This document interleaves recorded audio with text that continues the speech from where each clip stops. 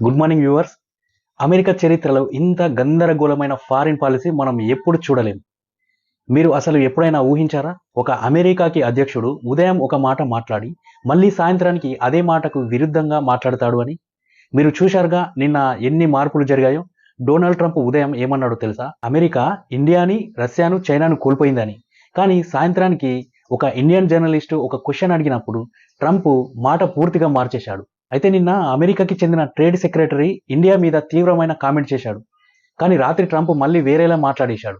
Trump చేసిన social media post ఏంటంటే, Trump అందులో ఇలా రాశాడు: అమెరికా ఇండియాను కోల్పోయిందని, రష్యానైతే ముందే దూరమైందని, ఇప్పుడైతే ఇండియా కూడా చైనా, రష్యా వైపుకు వెళ్ళిందని రాసుకొచ్చాడు. ఫ్యూచర్కి బెస్ట్ విషెస్ కూడా చెప్పాడు. ట్రంప్ పెట్టిన ఫోటో మాత్రం పాతదే. అయితే మనందరికీ తెలుసు కదా, ఆగస్టులో ట్రంప్ ఇండియాపై 50% టారిఫ్ వేశాడు. దాంతో ఇండియా నుండి అమెరికాకు ఎగుమతులు తగ్గిపోయాయి. ట్రంప్ ఏమంటున్నాడంటే, ఇండియా పరోక్షంగా రష్యాకు ఉక్రెయిన్తో యుద్ధం చేయడానికి ఫండ్ చేస్తోంది అంటున్నాడు. అది ఎలా అంటే, ఇండియా రష్యా దగ్గర చమురు కొనడం వల్ల ఆ డబ్బులు యుద్ధానికి వాడుతున్నారు అని.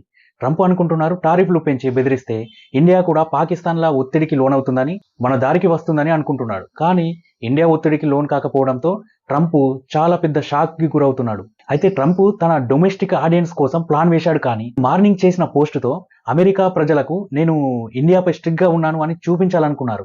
కానీ విమర్శలు పెరగడంతో రాత్రికి రాత్రి మాట మార్చేశాడు. ట్రంప్ కామెంట్స్ పై బాగా విమర్శలు వచ్చాయి.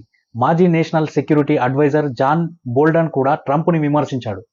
ఆయన అన్నాడు, 25 yearsగా అమెరికా ఇండియాతో రిలేషన్ను బలపరుస్తూ రష్యా నుండి దూరం చేసే ప్రయత్నం చేస్తుంది. కానీ ట్రంప్ ఒకే మాటతో ఆ 25 ఏళ్ల కృషిని వృధా చేసేశాడు అని. America commerce secretary Trump post చేసిన తర్వాత ఇండియాపై స్ట్రాంగ్గా మాట్లాడాడు. అతను అన్నాడు, 2 నెలల్లో ఇండియా అమెరికా వద్ద క్షమాపణలు అడుగుతుందని, ట్రంప్తో డీల్ చేసుకోవాలని కోరుకుంటుందని 3 షరతులు కూడా పెట్టాడు. ఇండియా తన మార్కెట్, ప్రత్యేకంగా వ్యవసాయం, పాల ఉత్పత్తులు ఓపెన్ చేయాలి. ఇంకా రష్యా నుండి ఆయిల్ కొనడం ఆపాలి. బ్రిక్స్ నుండి బయటకు రావాలి అని.